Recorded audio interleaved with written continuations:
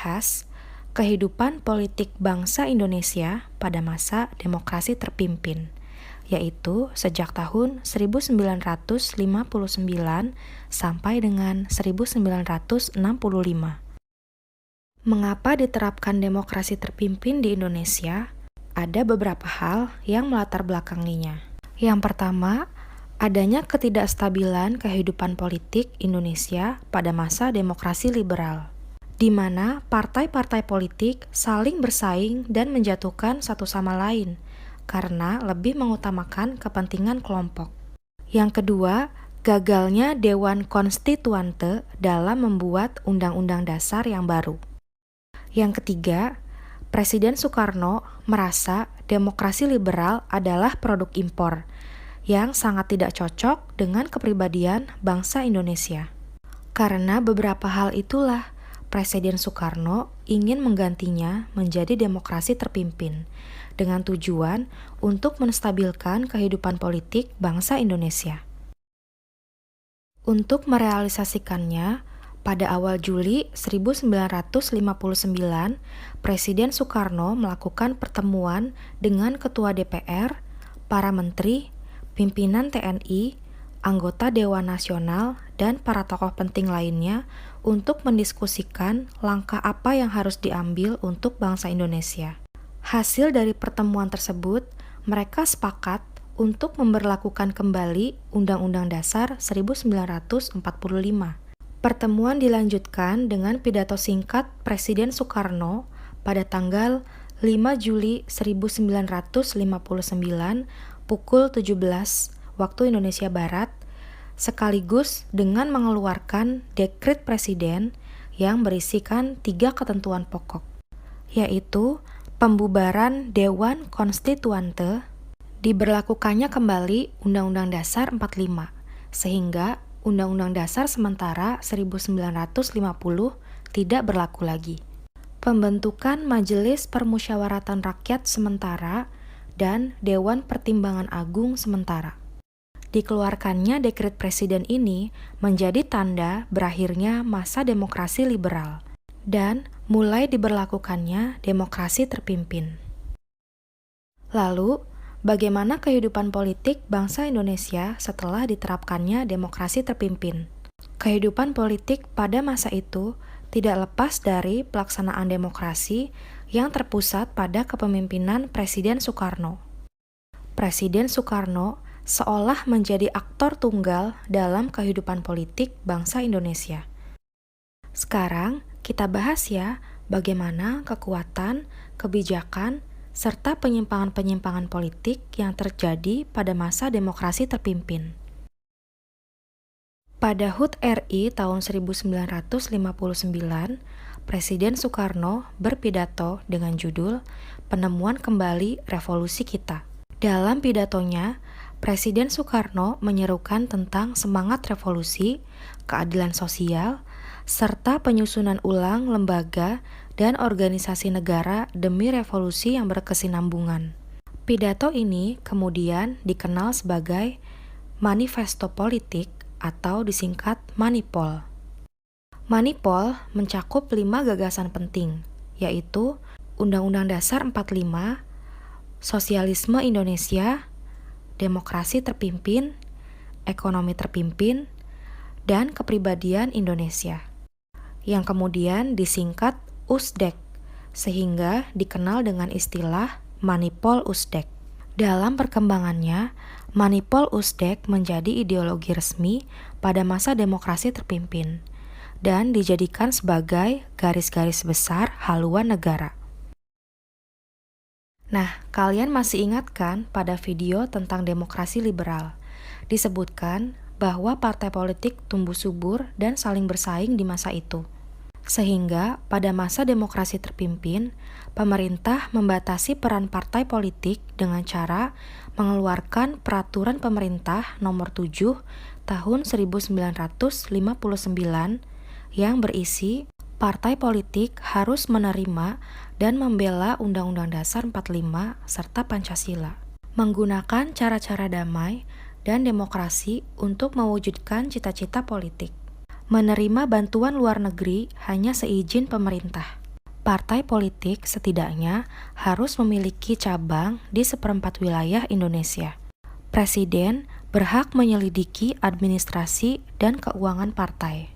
Presiden berhak membubarkan partai yang terindikasi melakukan pemberontakan terhadap pemerintah. Untuk menegakkan demokrasi terpimpin, Presiden Soekarno membentuk lembaga negara baru berdasarkan Peraturan Pemerintah Nomor 13 Tahun 1959 yang disebut Front Nasional. Front Nasional diketuai oleh Presiden Soekarno sendiri, dengan tujuan untuk memperjuangkan cita-cita proklamasi dan cita-cita yang terkandung dalam Undang-Undang Dasar 1945. Karena menurut Soekarno, Indonesia masih belum sepenuhnya merdeka. Masih ada wilayah Indonesia yang diduduki oleh Belanda, yaitu wilayah Irian Barat. Pada tanggal 17 Agustus 1961, Presiden Soekarno memperkenalkan ajaran Resopim, yaitu singkatan dari Revolusi Sosialisme Indonesia dan Pimpinan Nasional. Tujuan pembentukan Resopim adalah untuk memperkuat kedudukan Presiden Soekarno. Sedangkan inti ajaran Resopim adalah seluruh unsur kehidupan berbangsa dan bernegara harus dicapai melalui revolusi, dijiwai oleh sosialisme, dan dikendalikan oleh satu pimpinan nasional yang disebut Panglima Besar Revolusi, yaitu Presiden Soekarno. Selanjutnya, Presiden Soekarno mengeluarkan gagasan Nasakom, yang merupakan kepanjangan dari nasionalis, agama, dan komunis, dengan tujuan untuk menyatukan 3 pilar kekuatan politik nasional pada masa itu. Gagasan Nasakom yang dicetuskan Presiden Soekarno dimanfaatkan oleh Partai Komunis Indonesia untuk semakin menguatkan keberadaannya dalam ranah politik di Indonesia.